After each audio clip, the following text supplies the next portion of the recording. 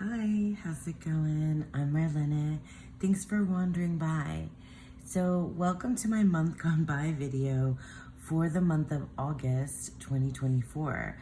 I'm surprised at myself that I'm actually doing this because I wasn't sure I was going to, but I have sort of been in a burnout, an overwhelm period, and I have a video that I did recently talking about that.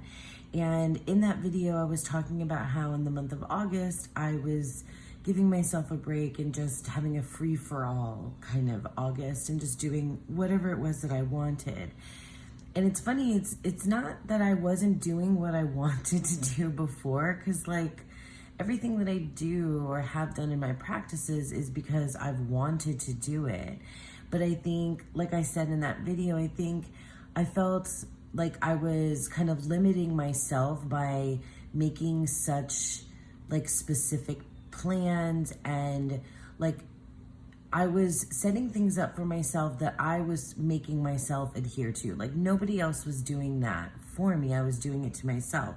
So I think I kind of boxed myself in and limited myself because I had to list everything and name every practice and, you know, understand its purpose even before I engaged with it. And I think that when I opened things up and took a step back, that I just allowed myself to like have a free-for-all to do, it felt more like I had freedom, more like I was doing what I wanted and as it came naturally to me, rather than like, you know, setting up or going in with like any specific plan, which I might want to go back to because planning and, you know, and organizing is part of my nature and I definitely will need that. But this was like, I don't know, this felt like I was just opening the gates and I was like allowing myself not to feel limited so that I could, you know, just pick up whatever I wanted to do. And it ended up being very minimal. So it wasn't like I was just like picking this deck and that deck throughout the month of August. Like I knew I was still going to do tarot, but, and have things that I did, but I wasn't, it was just whatever felt free flowing and what felt good and what felt like I needed to do as the month progressed. So something that I definitely did stick to, and it wasn't, I mean, it wasn't anything like I felt forced to do. It was just like it's become like a natural part of myself now is paying attention to the Decans. And it felt still very minimal for me because I did a lot more work with the Decans last year. But in any case, this is the Rig Tarot. I've shown this deck a bunch of times probably now. It's a tarot deck. It's a Thoth based deck by the artist Rig, and it's still available. So like I'll leave the link. I didn't think it was. I thought it had gone out of print, but it's not. Still available on the Rig website, and it's giant. Like these are big cards, and so they're perfect for altar cards. And I really, really love this deck. So basically, I've not been using it in readings. Rather, this is the deck that has the cards that I put up on my coffee table in my family room, which serves as like my Decan altar. And so we are currently in the first Decan of Virgo. And I also have the book by Susan Chang, which is called Dreaming the Decans. And I read one of the poems that appears in that book. On the channel, I did a little video of one of the Leo Decans, I think it was. And yeah, I just, you know, I take out the cards, I put them on a little card stand on my coffee table, and I read the poem on the day or the day before, the day after, or someday during the Decan. I think it's mostly been like right at the beginning. And then that's it. And I burn some incense, sometimes light a candle, and sort of just invite the energy of the Decan in, and how I'm going to, and then I think about how I'm going to kind of navigate my way through this 10-day time period. And the poems in Dreaming the Decans are really, God, this death card is so gorgeous. God, would you look at that? Oof, I love that death card. Anyway, the Dreaming the Decans poems by T. Susan Chang are really empowering. I encourage you, if you're interested, to look that up. I'll leave a link for the book below, and also my video on it, where I read one of the poems. And yeah, they're really empowering. So it helps you feel like you understand the Decan, and like you kind of can navigate your way through it. So yeah, so the Robrick Tarot is something that I've used this month. Let's see what else. Okay, I went and grabbed the Dreaming the Decans book because I talked about it and didn't show it. And I just thought that was silly of me not to just actually show the book. And it is, I'm kind of all over the place with this video. I'm really sorry. But anyway, this is the Dreaming the Decans book by T. Susan Chang that I was talking about earlier. It's funny that, like, I was saying that that this was free for all August, or that it's minimalist. But for me, this is a lot less than what I typically do, because if you've paid attention to anything that I've been doing before, I usually do, like, I have a lot that I like to do. So yeah, anyway, this is minimalist for me. And I just opened to the Virgo one. So you can see this is, I think it's an AI generated image that she did for each of the Decans. And then this is the poem on the other side. So there's one for every Decan. I won't flip through it because I feel like if you are interested, you should go ahead and purchase.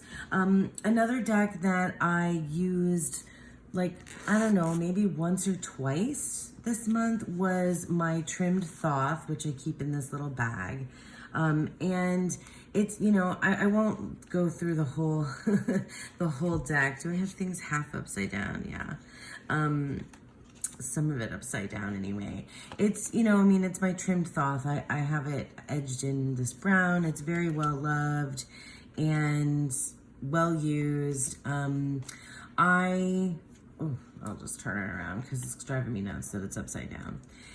Anyway, it's the Thoth, and I used it a couple times because I felt like it. That's it. There's like no real rhyme or reason behind it.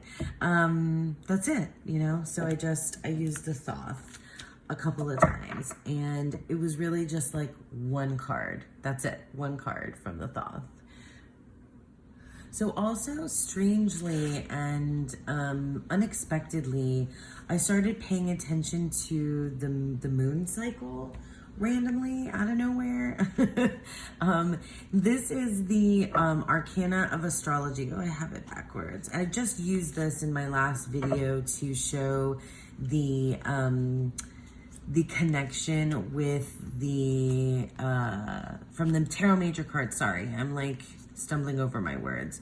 The connection for the Tarot Majors and astrology. So I was using this deck in that video, but because this deck has a full set of cards for the moon cycle, I've not caught every single one of these cards in the last month, but a lot of them, I think I missed the quarter moons. But anyway, I've just been paying attention to the moon cycle and looking at the moon, and I've been setting up a card on my, so we have like a fireplace, it's kind of, well, I mean, it does burn, but it's like a faux fireplace. In any case, I've converted that into a space where I have all of my really important and sacred things. So I guess you can call it an altar as well, but like it's also just like the top of the fireplace, just like where the Decan cards are also just like a coffee table, but they're altars, right? I've made them special places. But anyway, I have a spot there where I've been putting the moon phase, and I also have like this, I guess I should just grab it and show it to you. Hold on. So I have this wooden, you know, plaque or whatever that I got from Etsy, a shop on Etsy, and it has the moon phases here at the top. I think we're still in waning gibbous, but we might have gone into the third quarter, but I'm not sure. So I moved this along with the phases of the moon, and then I also have, you know, whatever is the matching card up there on the altar. And then down here, I think this is on the camera, yeah.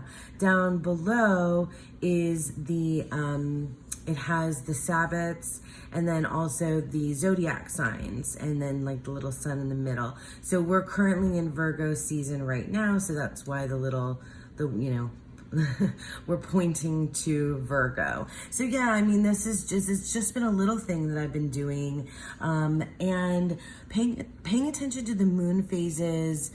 In this case, like I wasn't pulling cards around it. I was just paying attention, thinking about it, looking at the beautiful card and having it out there.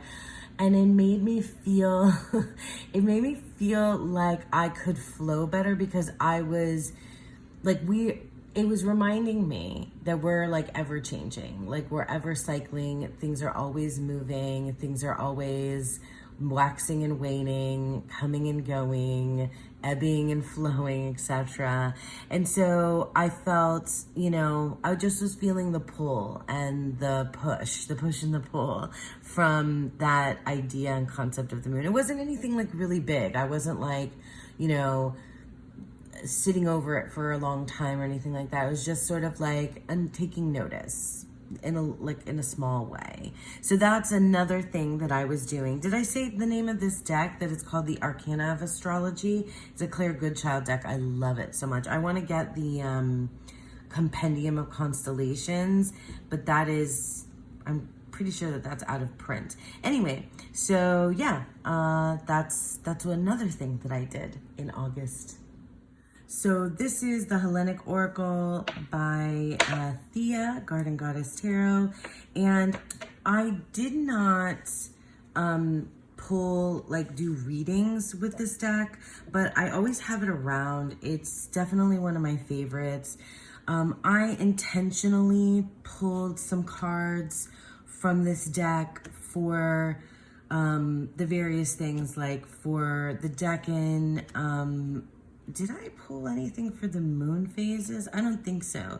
But I think like for the Decans that appeared this month, just took cards out. I often just like to also just kind of look through this deck. And yeah, it wasn't part of any readings or anything. It was just out. And I used it however I felt like it, by just looking through it, or by intentionally pulling cards that felt like they matched the energy of the Decan.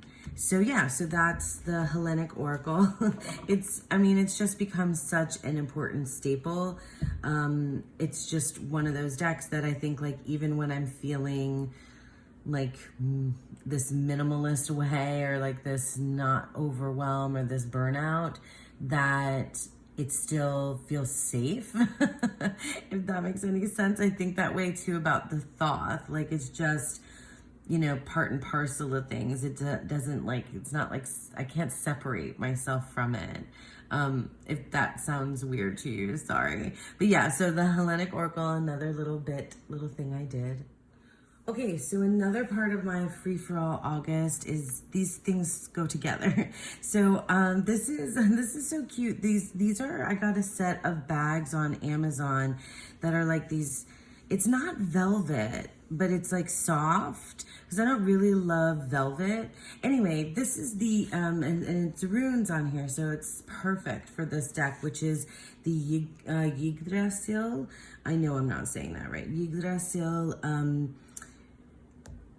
Oracle, Norse mythology Oracle cards. So I've been watching Vikings, and I'm late to the party on that show, but I've been watching the show Vikings, and I've been pulling my Viking cards, which is, this deck is now called my Viking cards, which yeah, I've learned a little bit about Norse mythology. Like, I'm aware that that's a TV show and that it's not like historically accurate, although there's some things that are based on stories and history. Anyway, that's neither here nor there. The show, it's that yeah, I was pulling cards from this deck, and I had thought about even using the runic tarot, and I just wasn't interested in that deck. I think I gave that deck to my daughter.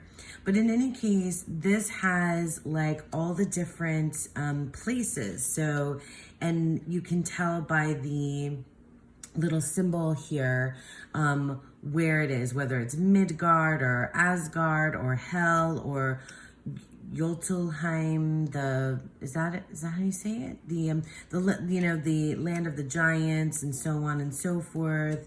And so yeah, I've been pulling a card, not every day, just whenever I feel like it, and it kind of is for both me and Sean.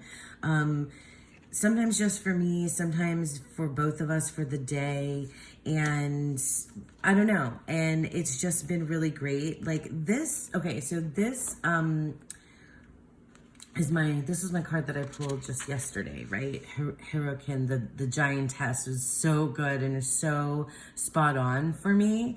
But this guidebook, I have troubles with it because it's the way that it's organized is it's not in alphabetical order. It's not numbered. The cards aren't numbered. They're based on these different, the different lands or the different areas. What do they call it? Placements. But there's a whole system in here, and I definitely, I love this I think this is from the Poetic Edda. It has to be. But they're set up, with like the places, order of placement. So like the worlds, the different worlds. But each of them, see, like these are all the symbols for them. Each of them, it's like what they mean. And then I eventually do want to use this deck for like a whole spread with a card from each of the different worlds, because it means something about, the self, and it's, I don't know, I'm not explaining this really well at all. I'm so sorry. But like, it's depending on where it's placed, it can be interpreted where it lands in the spread. But anyway, I think that's a cool idea. I haven't been doing that. But I've just really been enjoying, this is like the only Oracle deck I've really been using this month, and I really just like this black and white, the write-ups once you get to them, because it takes a hot second to find the card in there. It's just, I've been enjoying it, and it seems to, like, it's been giving me like warnings of what to look out for in the day, which is not usually how I work with Oracle or even Tarot so much. Sorry, they're upside down.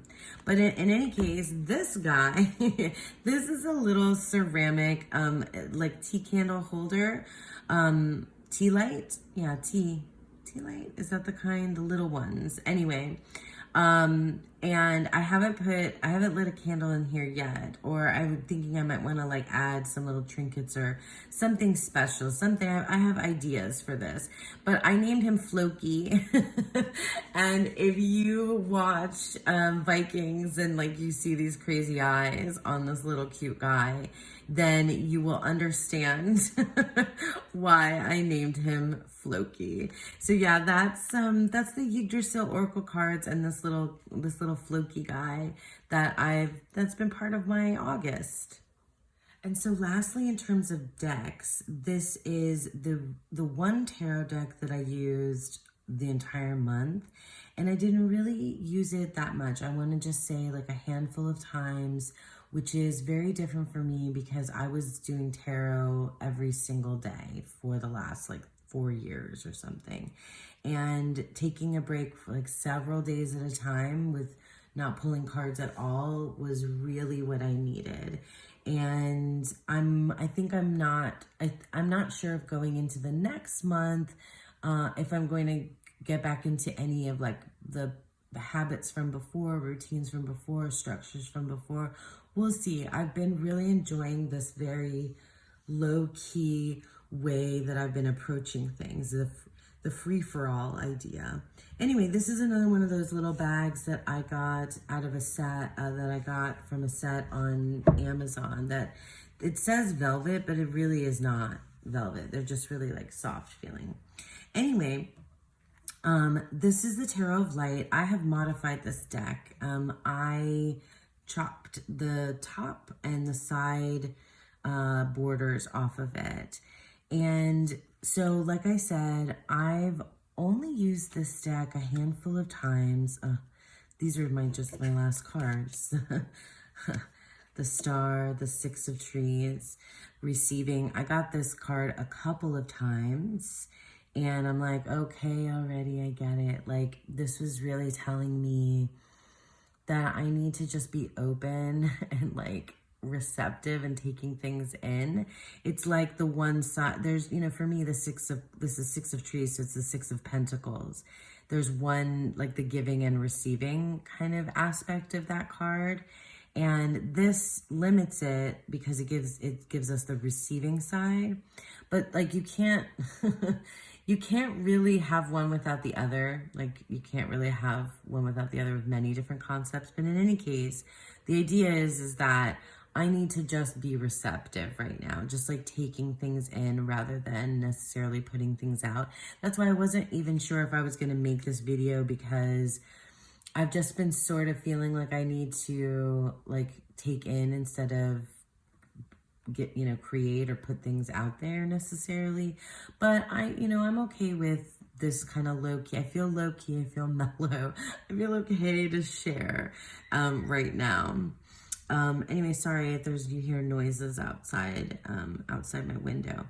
So I also got the Knight of Trees. So I got a lot of trees cards, which are the earth suit, the pentacles or discs. And that felt very telling to me too, that I needed to feel more like grounded and rooted and like, which is so hard for me to do. Like I'm a Gemini. I'm also very like, I don't know.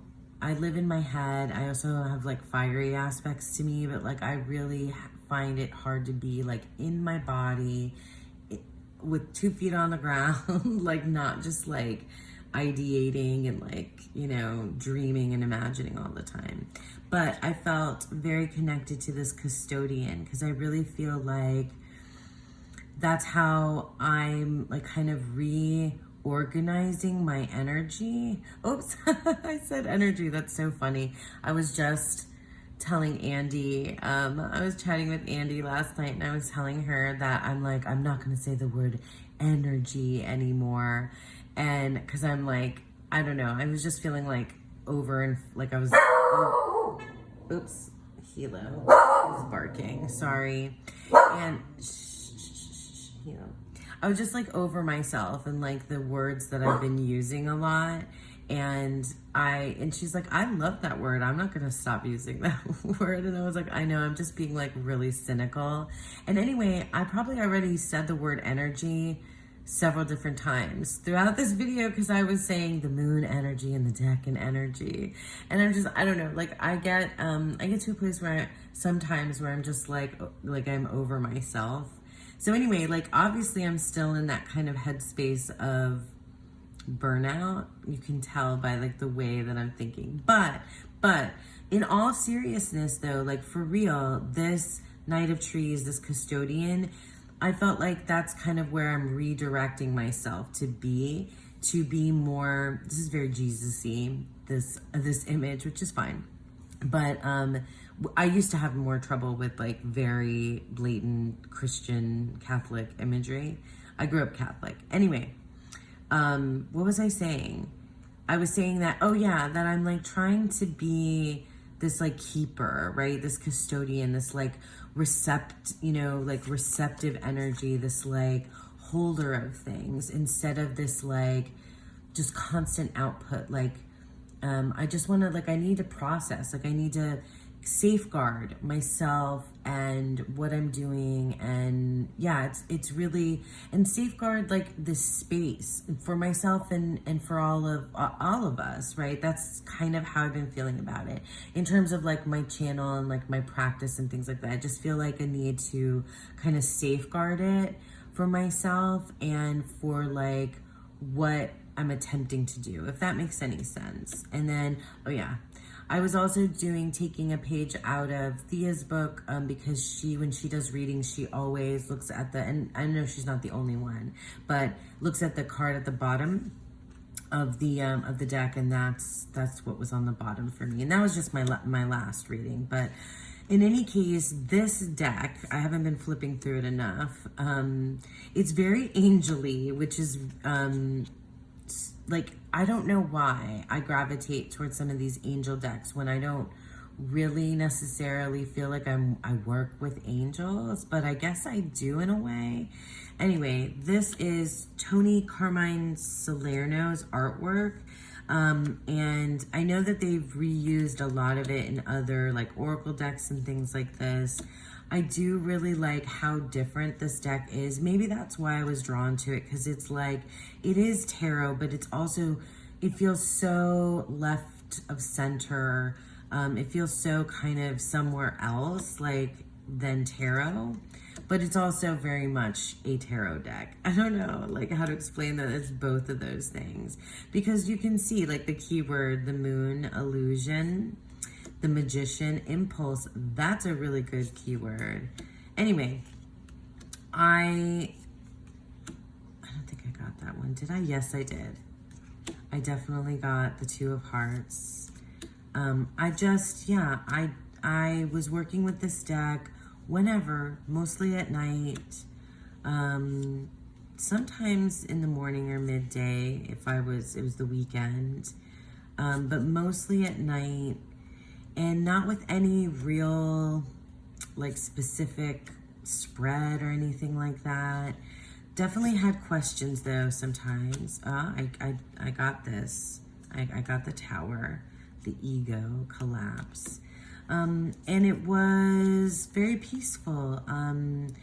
The messages were there for certain, and it just made sense. And I thought that I was going to get bored or maybe even overwhelmed. I got this card. I got this card too. I didn't get the Empress. No, did I? No, I didn't. I thought that I might get more overwhelmed. I didn't. It's so soft, but very true. Very true. It didn't let me down. I don't know. It was just exactly, the right choice. It was just exactly the right choice of deck for me. I got this card. Some of these images are so different from some of the others. Well, these are these close-up faces. But like, like this seems so like more modern. Anyway, great deck. Don't like the guidebook. I see there's another very Jesus-y card, which is cool. I actually kind of like that. Oh, I got this card. This is our current Decan card, the Eight of Trees, the Eight of Pentacles. I definitely got this card, and it taught me a specific lesson. I won't get into that, but it definitely, and it wasn't the one I was expecting. It really wasn't what I was expecting to hear. And then when I realized what it meant, I was like, oh, that makes everything make sense. So yeah. I don't know, like I don't want to get too personal about it, but in any case, I haven't really wanted to use anything else. So like I said, the Tarot of Light guidebook, I mean, I read some of the things in here. I definitely had to go in to remember what the correspondences are, because all of the cards, the minors are renamed. So angels are swords, hearts are cups, trees are pentacles, and stars are wands. And then a lot of the majors are renamed. I read some of the write-ups, and like it was okay, but it really just wasn't like the write-up didn't really like match necessarily what I was feeling with the reading, so I just really didn't need it. Although it was okay, it was nice on occasion to, like a couple times, I think. But I really only used this a handful of times, and it was very, it's very meaningful when I did, like I said. It was just it made sense. It was just right. It was just right.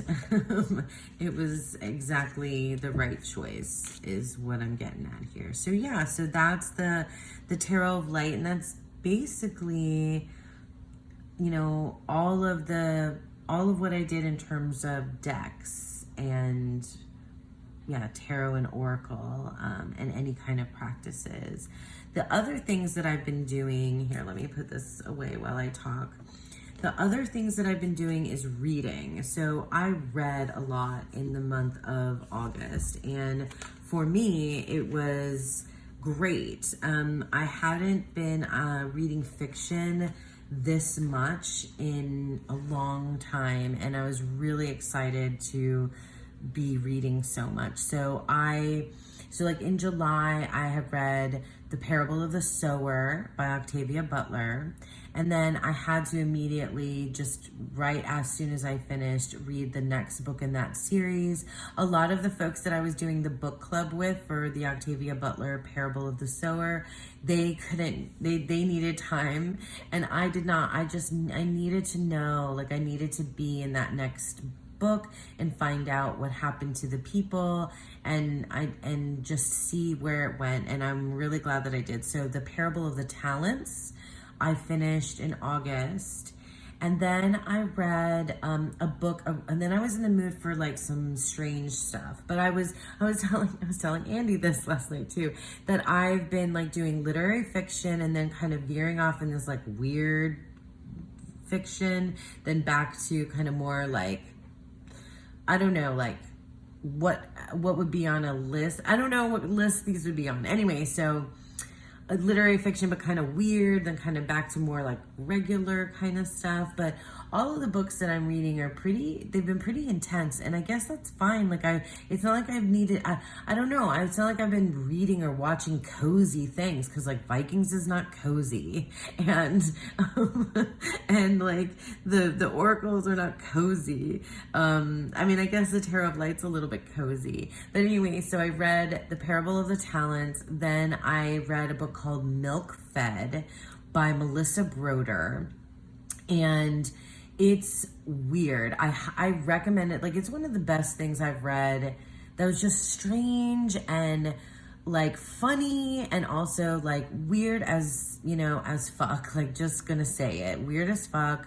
But it's definitely content warnings for eating disorders, and also, you know, for religious stuff, because it's one of the main characters. So the main character has an eating disorder, and she talks a lot about like her like calorie counting and things like that. And that is a bit tough. You know, I have my own issues with like, you know, body image and stuff like that. So, but I got past it.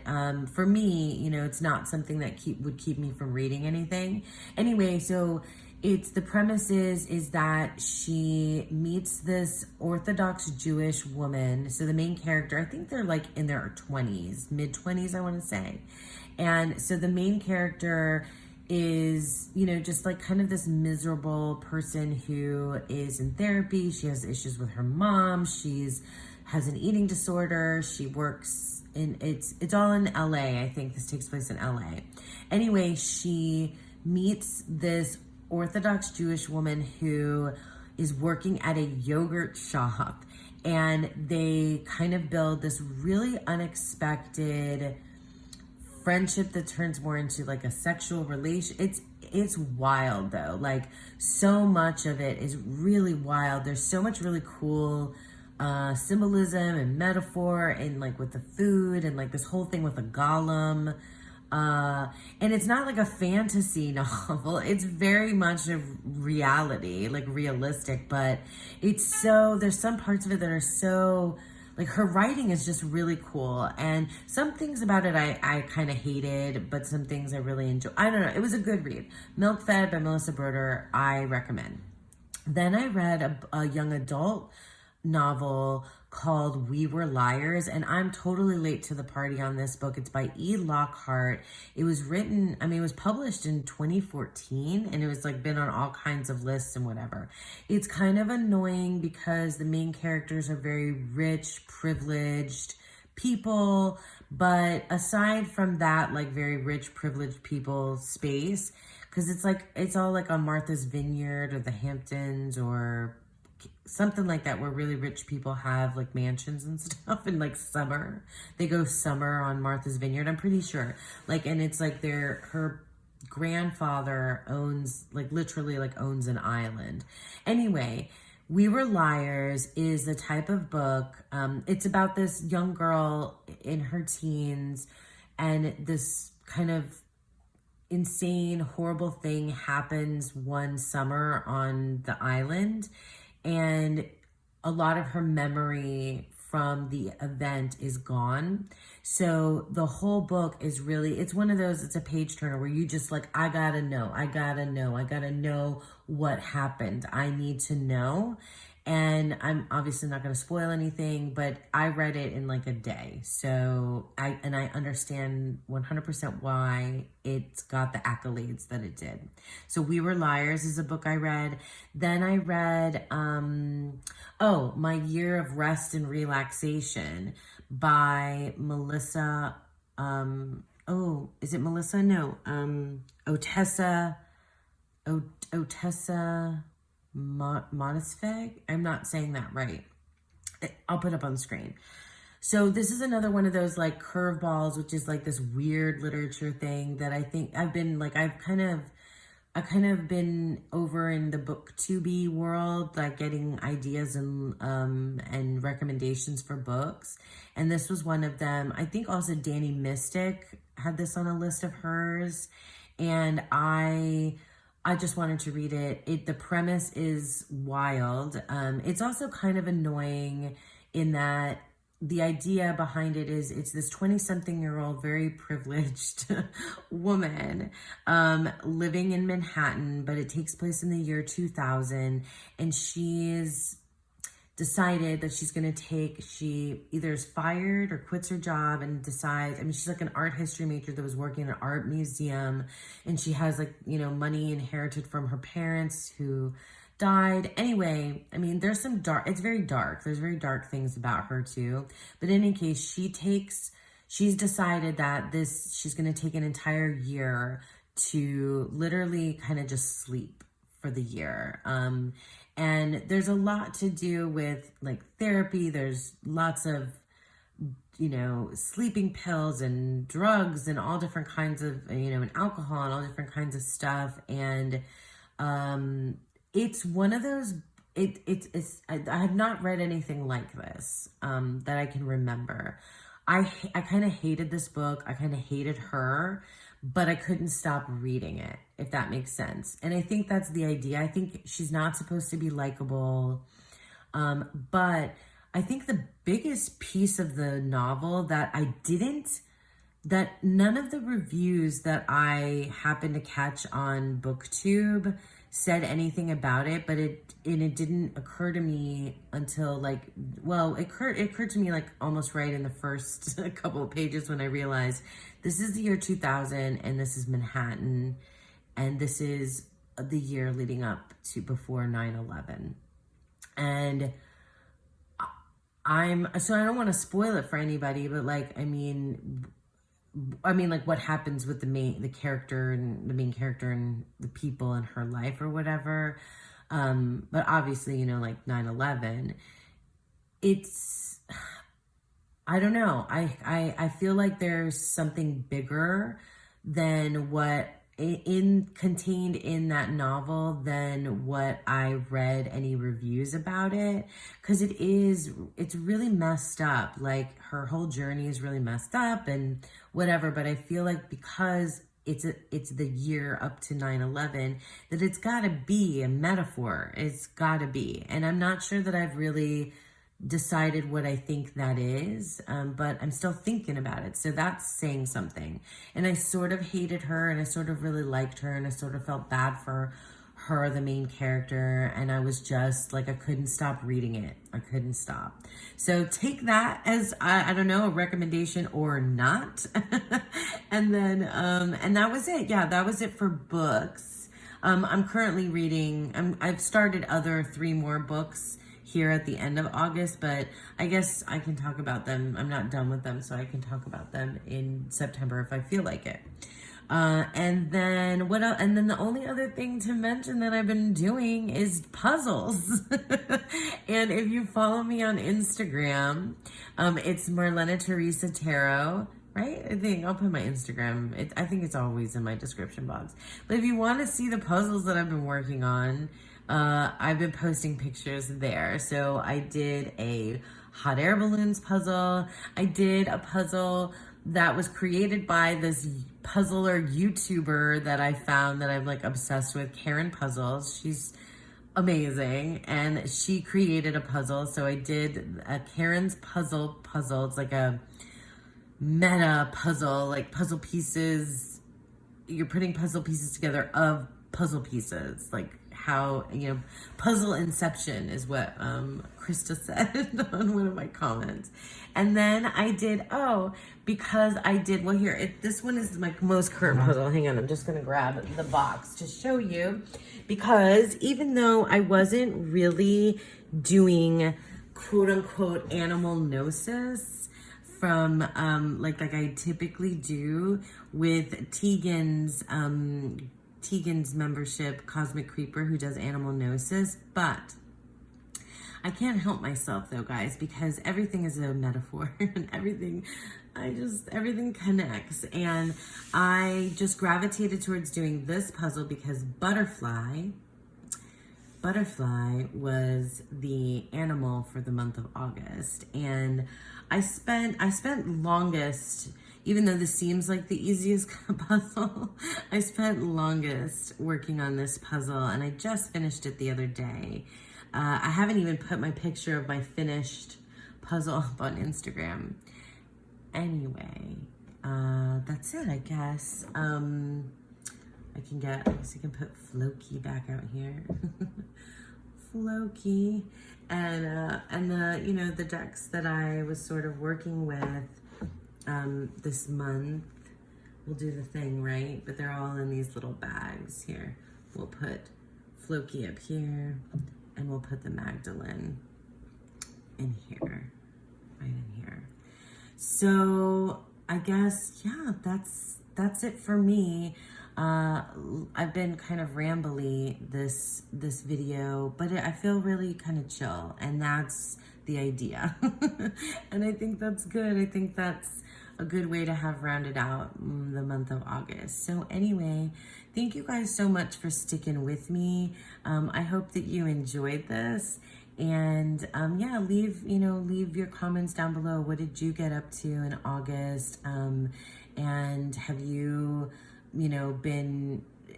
changed your practice? How have things like evolved or changed for you? Have you had like a mellow, low key, or free for all type of month from time to time? Let me know. I'm curious to hear. Again, thank you so much for sticking with me, and I hope that you all have a beautiful, wonderful day. Bye.